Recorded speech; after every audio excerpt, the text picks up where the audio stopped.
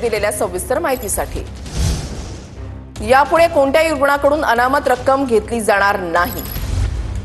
दीनानाथ मंगेशकर रुग्णालयाच्या विश्वस्त बैठकीमध्ये हा ठराव झालेला आहे। आताच्या घडीची महत्त्वाची आणि मोठी बातमी, यापुढे कोणत्याही रुग्णालयाकडून अनामत रक्कम ही घेतली जाणार नाही, डिपॉझिटची रक्कम घेतली जाणार नाही, असं रुग्णालयाच्या विश्वस्त बैठकीमध्ये ठराव झालेला आहे। महत्त्वाची आणि मोठी बातमी आताच्या घडीची आपण पाहताय। रुग्णालय प्रशासनाकडून सुद्धा आता पावलं टाकली जाते।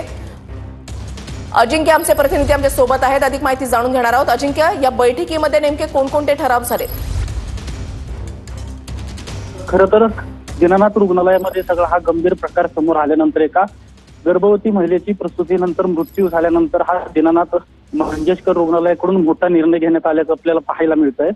यापुढे इमर्जन्सी असेल किंवा प्रसूतीसाठी एखादी महिला जर त्या ठिकाणी रुग्ण कोणताही आला तर त्या रुग्णाकडून यापुढे अनामत रक्कम डिपॉझिट घेतलं जाणार नाही, अशा प्रकारचा निर्णय घेण्यात आलाय। आणि हा निर्णय जो आहे तो काही वेळापूर्वीच दीनानाथ मंगेशकर रुग्णालयाकडून जाहीर करण्यात आलेला आहे आणि विश्वस्तांची एक बैठक झाली।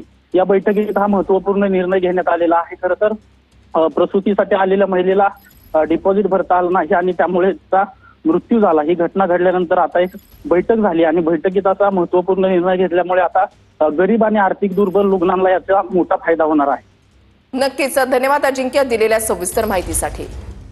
दीनानाथ मंगेशकर रुग्णालयाच्या विश्वस्त बैठकीमध्ये हा एक महत्त्वपूर्ण ठराव झालेला आहे। काही वेळापूर्वीच हा निर्णय झालाय की यापुढे कोणत्याही रुग्णाकडून अनामत रक्कम ही घेतली जाणार नाही।